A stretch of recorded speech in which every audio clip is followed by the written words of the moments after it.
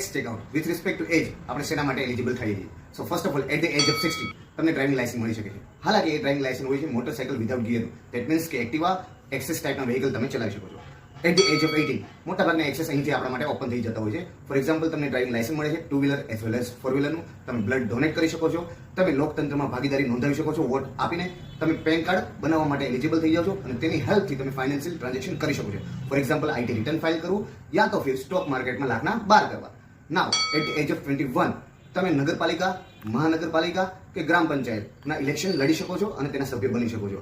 Now at the age of 25 તમે MP કે એમએલએનું election લડી શકો છો અને ધેટ મીન્સ કે તમે પ્રાઇમ મિનિસ્ટર એટલે કે પીએમ અને ચીફ મિનિસ્ટર એટલે કે સીએમ બની શકવાની એલિજિબિલિટી ધરાવો છો. નાવ એટ ધ એજ ઓફ 30 તમે રાજ્યસભા કે વિધાન પરિષદના સભ્ય બની શકો છો. And at the last at the age of 35 તમે પ્રેસિડેન્ટ કે ગવર્નર બનવાની એલિજિબિલિટી ધરાવો છો. સો ટેલ મી તમે કઈ જગ્યાએ